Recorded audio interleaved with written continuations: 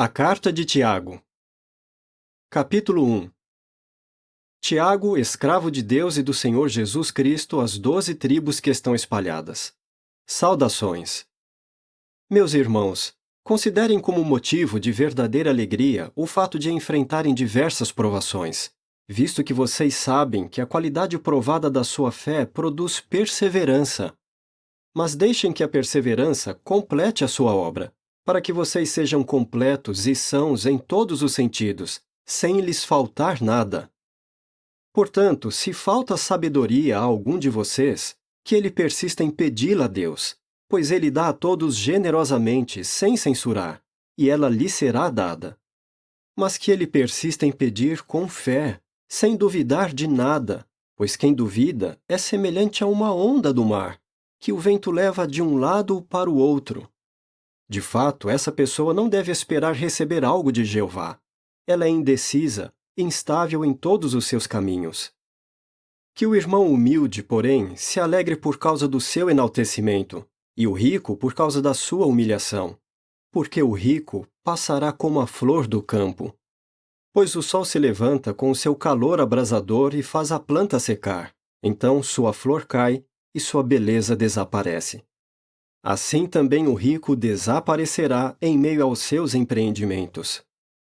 Feliz aquele que continua a perseverar em provação, porque ao ser aprovado receberá a coroa da vida, que Jeová prometeu aos que continuam a amá-lo. Quando estiver sob provação, que ninguém diga, estou sendo provado por Deus. Pois com coisas más, Deus não pode ser provado, nem prova a ninguém. Mas cada um é provado ao ser atraído e seduzido pelo seu próprio desejo. Então o desejo, quando se torna fértil, dá à luz o pecado. E o pecado, quando consumado, produz a morte. Não se enganem, meus amados irmãos. Toda boa dádiva e todo presente perfeito vem de cima, desce do Pai das luzes celestes, o qual não muda como sombras inconstantes. Foi da sua vontade nos produzir por meio da palavra da verdade, para que fôssemos, de certa forma, primícias das suas criaturas. Tenham isto em mente, meus amados irmãos. Todos devem ser prontos para ouvir, mas devem demorar para falar e demorar para ficar irados, pois a ira do homem não produz a justiça de Deus. Portanto, abandonem toda imundície e todo vestígio de maldade, e aceitem com brandura a implantação da palavra que é capaz de salvar vocês.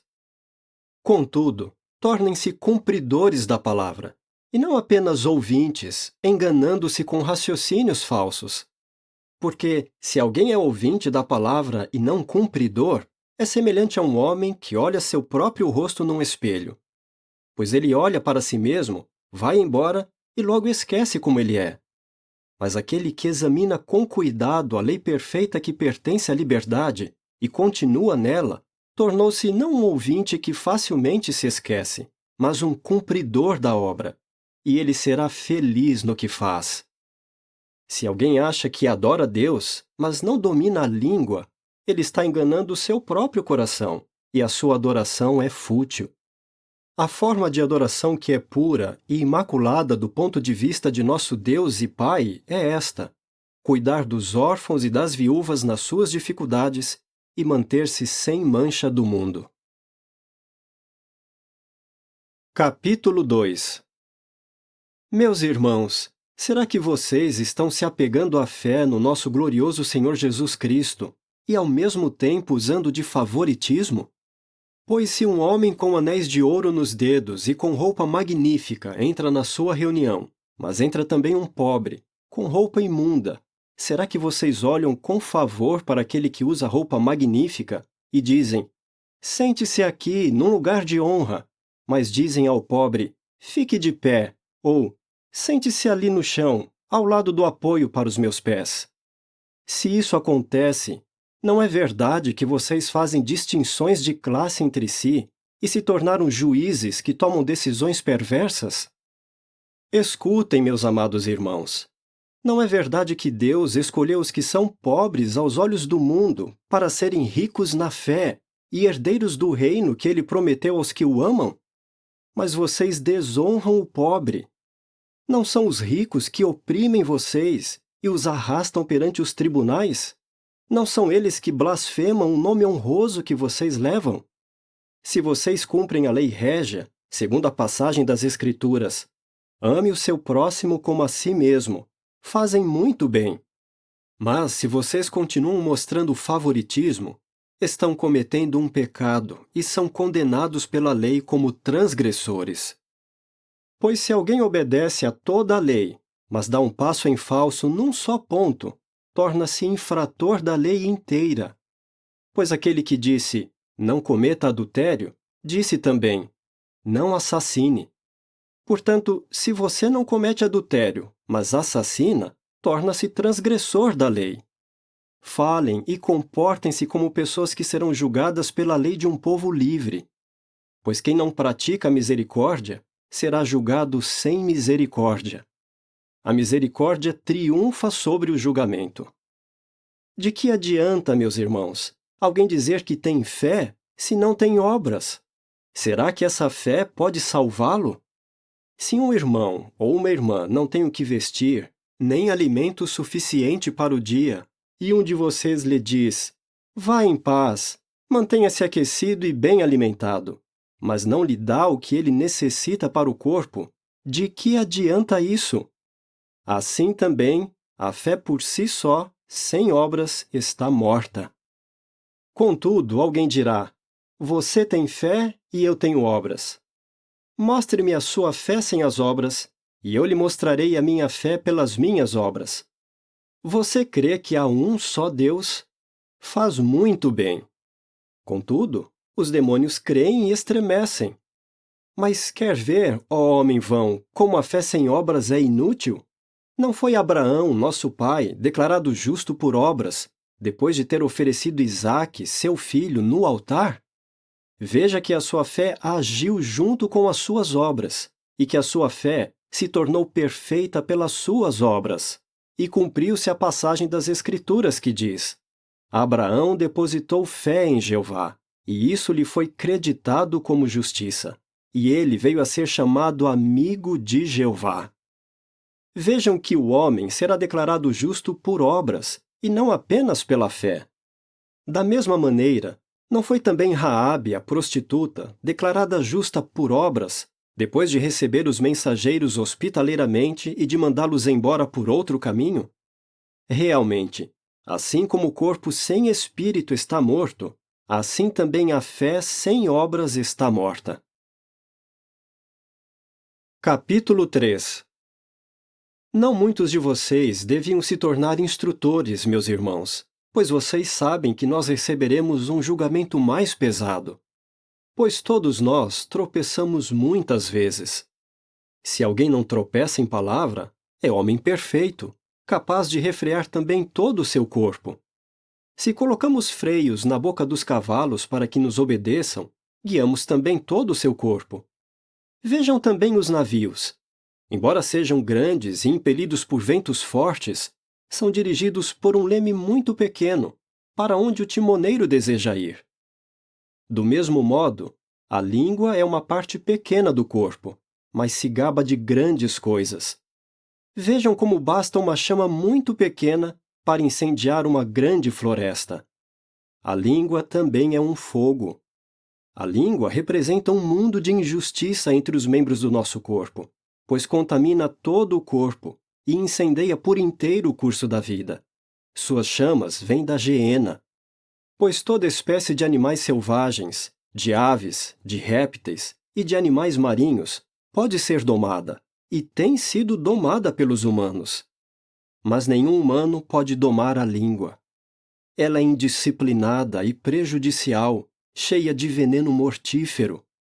Com ela louvamos a Jeová, o Pai, e com ela amaldiçoamos homens que vieram a existir à semelhança de Deus.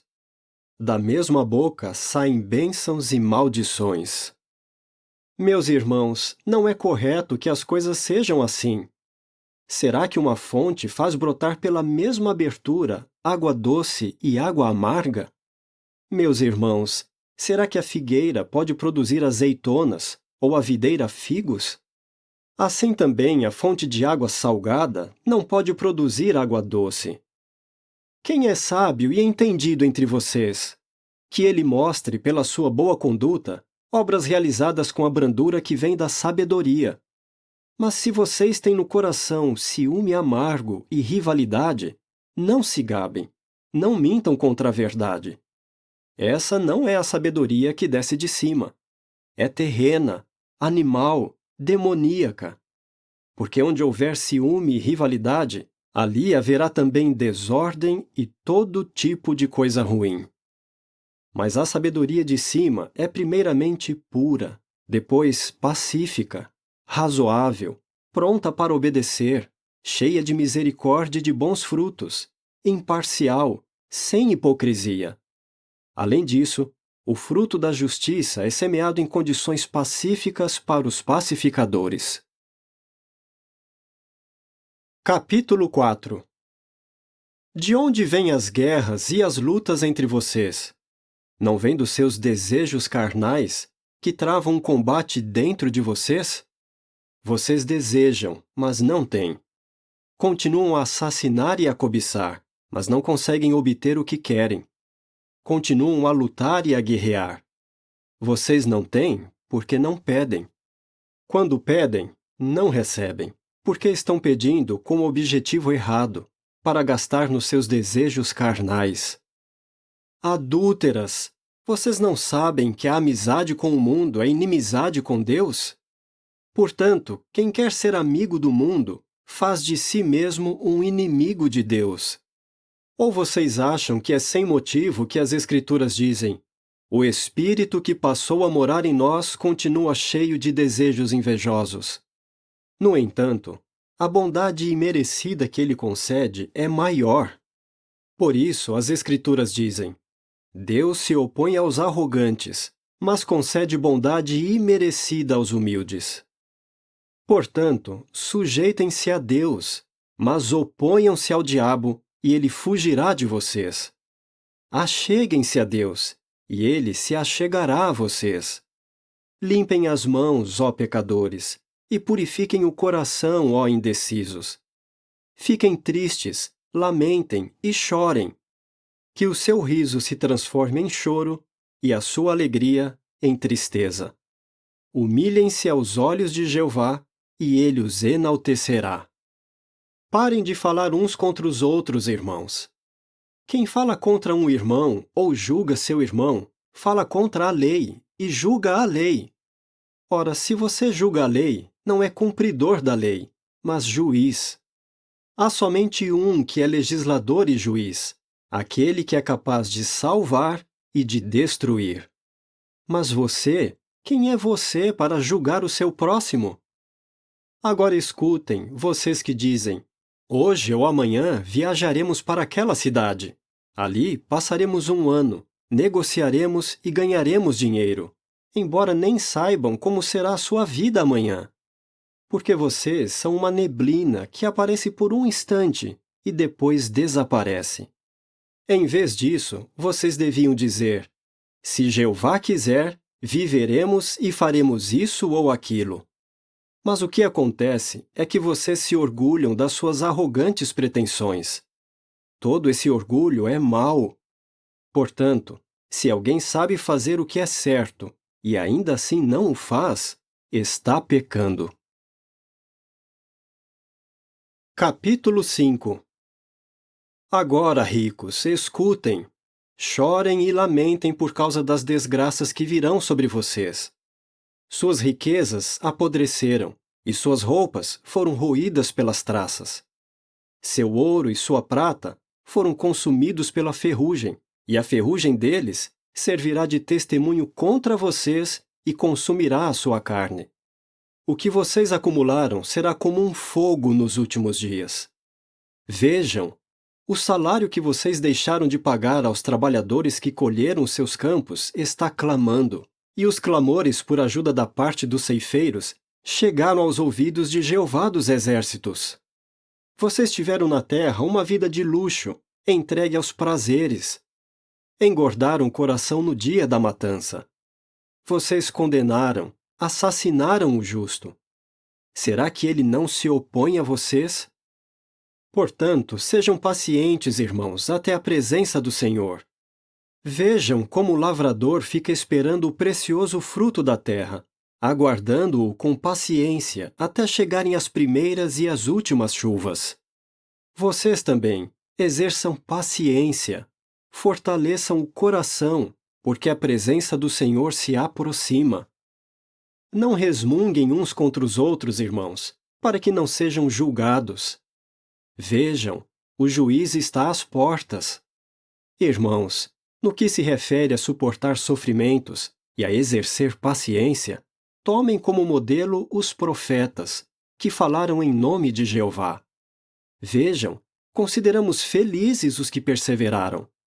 Vocês ouviram falar da perseverança de Jó e viram o resultado que Jeová proporcionou. Viram que Jeová tem grande compaixão e é misericordioso. Acima de tudo, meus irmãos, parem de jurar, quer pelo céu, quer pela terra, e parem de fazer qualquer outro juramento. Mas que o seu sim signifique sim, e o seu não, não, para que vocês não fiquem sujeitos a julgamento. Há alguém sofrendo entre vocês? Que ele persista em orar.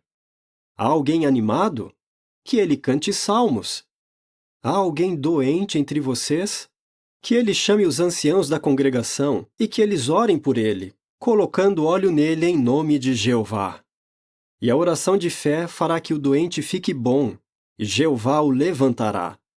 Também, se ele tiver cometido pecados, será perdoado. Portanto, confessem abertamente os seus pecados uns aos outros, e orem uns pelos outros, para que sejam curados. A súplica do justo tem um efeito poderoso. Elias era um homem com sentimentos iguais aos nossos. Contudo, quando ele orou com fervor para que não chovesse, não choveu naquela terra por 3 anos e 6 meses. Então, ele orou novamente, e o céu deu chuva, e a terra produziu frutos. Meus irmãos, se alguém entre vocês for desencaminhado da verdade, e outro o fizer voltar, saibam que quem faz um pecador voltar do seu caminho errado, o salvará da morte e cobrirá uma multidão de pecados.